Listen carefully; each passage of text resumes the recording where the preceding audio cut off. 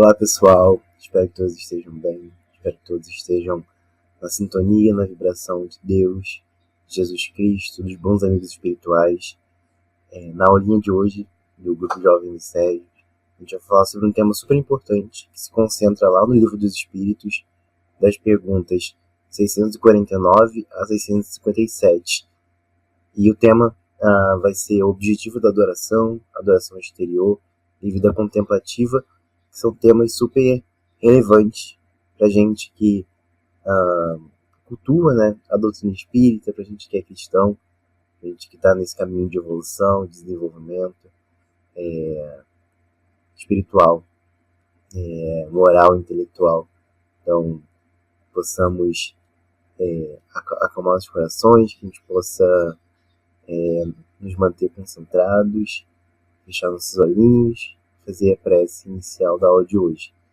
Então, Deus Pai, Jesus querido, nosso amigo, Luiz Sérgio, nosso amado, que nos consola, nos ajuda, que está sempre conosco, amigos espirituais, a gente agradece pela oportunidade de estar aqui, mais uma aula, pede muito amor, muita esperança, que nossos corações, nossas mentes estejam abertos e dispostos a aprender cada vez mais essa doutrina que nos revela, que nos consola, que nos demonstra muitas coisas bonitas sobre a vida, sobre o amor, sobre a caridade. Então, possamos estar sempre dispostos a aprender, disponíveis a aprender e principalmente de exercitar e de passar por provas para que nosso espírito se desenvolva e se evolua da melhor forma. Então, que a gente possa aproveitar cada segundo dessa aula, que a gente possa estar em sintonia com os bons espíritos, com os bons sentimentos e assim praticar o bem, praticar a caridade e ter uma boa encarnação. Que assim possa ser, seja em nome de Jesus Cristo, em nome dos bons amigos espirituais, em nome dos mentores dessa casa. A gente agradece pela oportunidade e, acima de tudo, agradece a Deus. Que assim possa ser, graças a Deus. Então, como eu disse no início da aula, a gente vai estudar hoje as perguntas 649 e 657 do Livro dos Espíritos, que vai tratar do objetivo da adoração exterior e da vida contemplativa. A pergunta 649 inicia dessa forma. Em que consiste a adoração? Os Espíritos respondem: na elevação do pensamento a Deus. Deste, pela adoração, aproxima o homem sua alma. E as próximas perguntas vão nesse mesmo sentido. A 650 pergunta: origina-se de um sentimento inato à adoração ou é fruto de ensino? E os Espíritos respondem: origina-se de um sentimento inato, como da existência de Deus. A consciência de sua fraqueza leva o homem a curvar-se diante daquele que o pode proteger. Então a gente pode perceber que a adoração a Deus, a adoração a algum ser que a gente sabe que existe e que pode proteger, que é maior do que a gente, uma força que é maior do que a gente, ela é um sentimento inato dos seres humanos, enfim, dos espíritos. E aí a questão 651 pergunta: terá havido povos destituídos de todo sentimento de adoração? Então, existiu em algum tempo, em alguma época da história, algum povo que não adorou, que não enfim, reuniu esforços para adorar a Deus ou a outro ser específico? E os Espíritos respondem: não, que nunca houve povos de ateus. Todos compreendem que, acima de tudo, há um ente supremo. E a pergunta 652 questiona o seguinte: poderá-se considerar a lei natural como fonte originária da adoração? Os Espíritos respondem: a adoração está na lei natural, pois resulta de um sentimento inato do homem.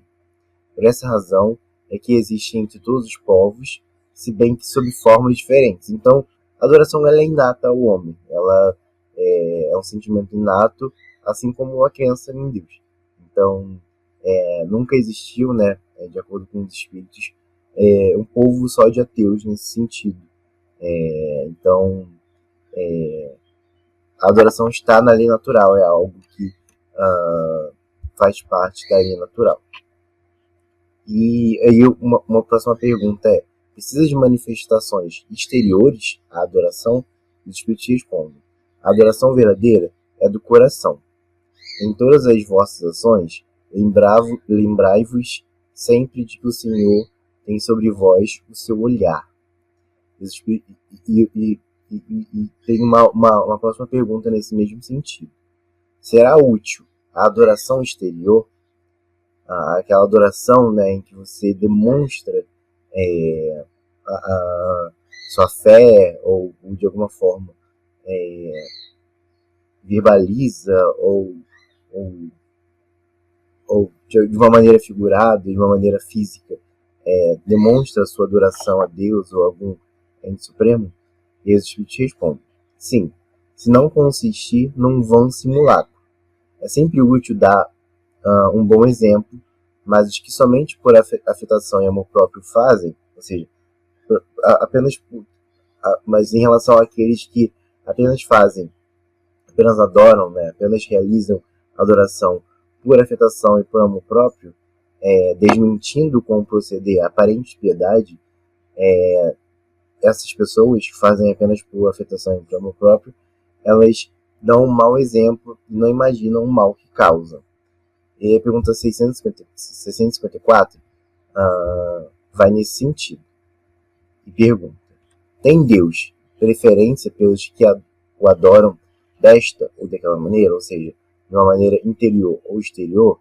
E aí os espíritos respondem: Deus prefere os que adoram do fundo do coração, com sinceridade, fazendo bem e evitando o mal, aos que julgam honrá-lo com cerimônias e não os tornam os melhores para com seus semelhantes. Todos os homens são irmãos e filhos de Deus. Ele atrai a si todos os que lhe obedecem às leis, qualquer que seja a forma sob que a exprimam. É hipócrita aquele cuja piedade se cifra nos atos exteriores. Mau exemplo dá todo aquele cuja adoração é afetada e contradiz o seu procedimento. Declaro-vos que somente nos lábios e não na alma tem religião aquele que professa adorar o Cristo, mas que é orgulhoso, que é invejoso e cioso, duro e implacável para com o outro, ambicioso dos bens deste mundo. Deus, que tudo vê, dirá: o que conhece a verdade é 100 vezes mais culpado do mal que faz do que o selvagem ignorante que vive no deserto. E como tal, será tratado no dia da justiça. Se um cego, ao passar, vos derruba, perdoa. Se for um homem que enxerga perfeitamente bem, queixa e com razão. Não pergunteis, pois, se de alguma forma a adoração a que mais convenha, porque equivaleria a perguntar se mais agrada a Deus ser adorado num idioma do que no outro. Ainda uma vez nos digo: até ele não chega os cânticos, senão quando passam pela porta do coração. Então esse trecho é super importante para falar que, na verdade, Deus não faz distinção entre uma adoração e outra, né? Adoração interior ou adoração exterior. Deus, na verdade, ele vai validar, né? Toda adoração que é do fundo do coração, que é verdadeira, que é livre de egoísmo, que é livre de afetação, ela vai ser válida aos olhos de Deus e, enfim, de alguma forma, Deus vai considerar, isso vai validar também. E aí, a próxima pergunta vai no sentido: merece censura aquele que pratica uma religião em que não crê do fundo da alma, fazendo apenas pelo respeito humano e não para escandalizar os que pensam de modo diverso? E os espíritos respondem: nisto, como em muitas outras coisas, a intenção constitui a regra. Não procede mal aquele que, assim fazendo, só tem em vista respeitar as crenças de outrem. Procede melhor do que um que as ridicularize, porque então falta a caridade. Aquele, porém, que a pratica por interesse e por ambição, se torna desprezível aos olhos de Deus, e dos homens. A Deus não podem agradar os que fingem humilhar-se diante dele, tão somente para granjear o aplauso dos homens. E aí, a penúltima pergunta, ela vai também um pouco nesse sentido de adoração externa. E questiona. A pergunta 656. A adoração individual será preferível à adoração em comum? Ou seja, você adorar, você pleitear para Deus, pleitear para um ente supremo, você valorizar a sua crença de uma maneira individual.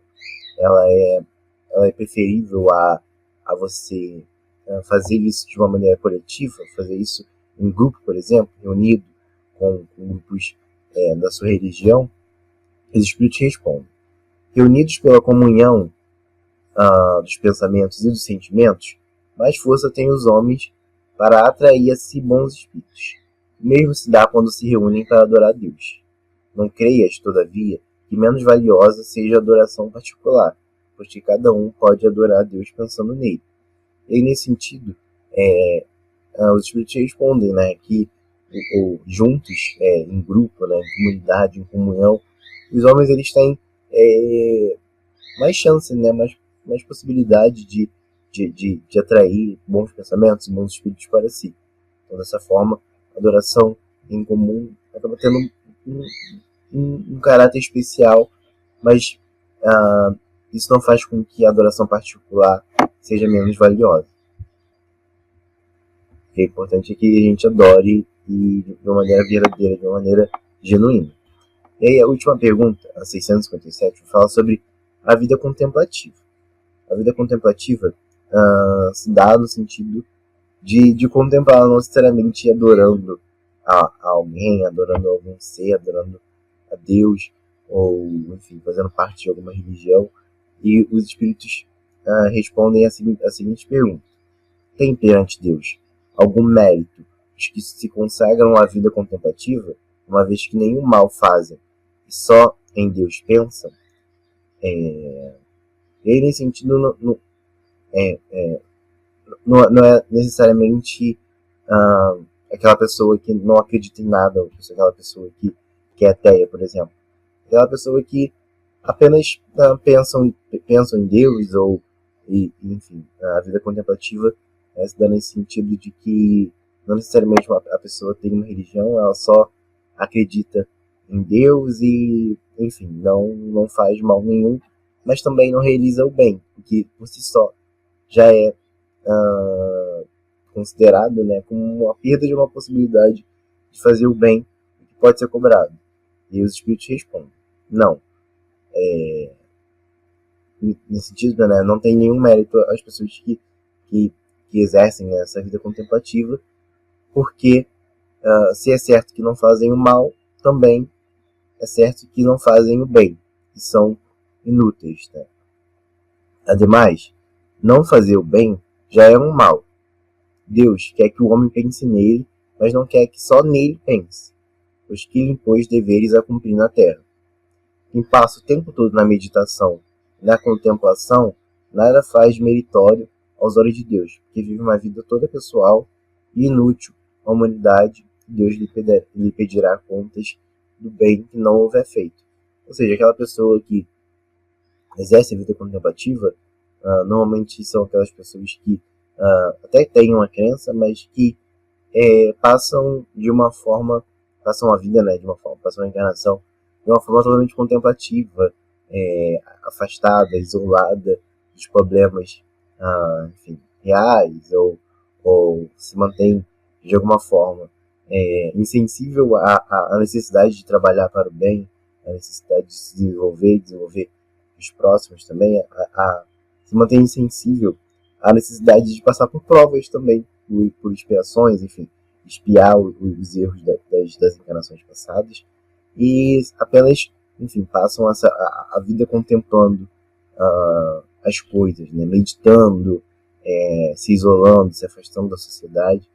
Isso faz com que aquelas pessoas de fato não façam o mal, mas também percam a oportunidade de fazer o bem, percam a oportunidade de trabalhar com o bem, com a caridade, com o amor.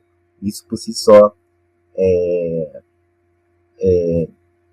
pode ser cobrado como não ter aproveitado a oportunidade de fazer o bem, e isso de alguma forma também vai ser cobrado, vai ser avaliado, enfim, questões reencarnatórias. Então é uma questão que provavelmente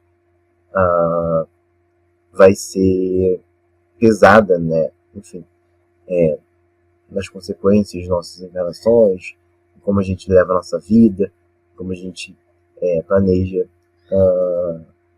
as nossas encarnações de como as nossas provas e a forma como a gente vai expiar também se estruturam nas encarnações que vierem pela frente. Então, esse foi um pouco do capítulo, um pouco do estudo, né? Espero que a gente possa ter conseguido adquirir cada vez mais conhecimento e vamos agora fechar os nossos olhinhos, acalmar os corações para fazer a prece final. Então, Deus, a gente agradece pela oportunidade de estar aqui, finalizando mais uma aula, mais um estudo online no Grupo Jovem de Sérgio.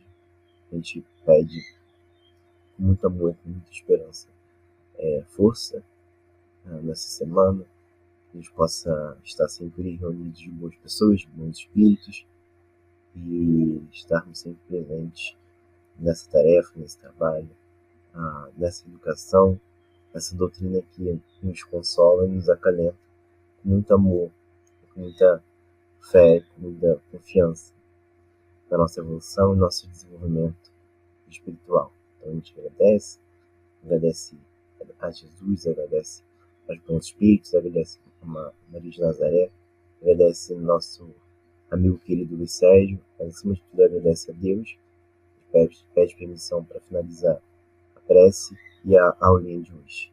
Que assim possa ser, graças a Deus. Então, todos tenham passado uma ótima semana. Nos vemos em breve. Tchau, tchau.